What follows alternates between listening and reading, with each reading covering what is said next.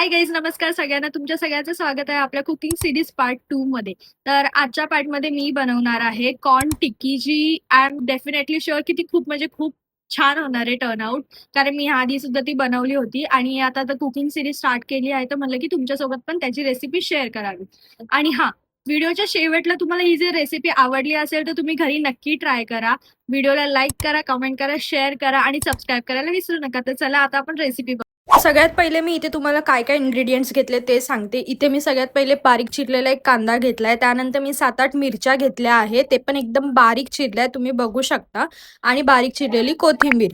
हे सगळं झाल्यानंतर मी इथे उकडलेले कॉर्न आणि बटाटे घेतले आहेत. 2 बटाटे इज इनफ आहे. नंतर एका बाउलमध्ये मी आपला बॉईल केलेला कॉर्न घेतेय, त्यामध्ये जे उकडलेले बटाटे होते ते मी चांगले खिसून बारीक केले आहेत, ते ऍड केले. त्यानंतर चिरलेला कांदा, चिरलेली मिरची, गरम मसाला, लाल तिखट, चाट मसाला थोडासा, चवीनुसार मीठ आणि अद्रक लसणची पेस्ट, चिरलेली कोथिंबीर आणि शेवटला थोडंसं कॉर्नफ्लॉवर त्यामध्ये ऍड करायचंय. त्यानंतर ह्यालाच एकदम चांगलं मिक्स करून घ्यायचं आहे. आणि इथे मिक्स झाल्यावर हे असं काही दिसतं. आणि नंतर मी लगेच ह्याची टिक्की बनवून घेतली आहे. तुम्हाला पाहिजे तेवढा मोठ्या किंवा छोटा आकार तुम्ही ठेवू शकता ह्याचा. तर आता मी ह्याला परत फ्राय करायला घेतेय. एकदम शॅलो फ्राय आपल्याला करायचंय, जास्त डीप फ्राय नाही करायचंय. शॅलो फ्रायमुळे ह्याला जरा कमी तेल लागतं आणि ऑइलीनेस असतो तो थोडा कमी होतो. आणि येस, फायनली इथे आमचे कॉर्न टिक्की तयार आहे. तुम्ही ही घरी रेसिपी नक्की ट्राय करा आणि तुम्हाला ही कशी वाटली हे मला कॉमेंट सेक्शन मध्ये नक्की सांगा. आय होप तुम्हाला ही रेसिपी आवडली असेल. Thank you for watching.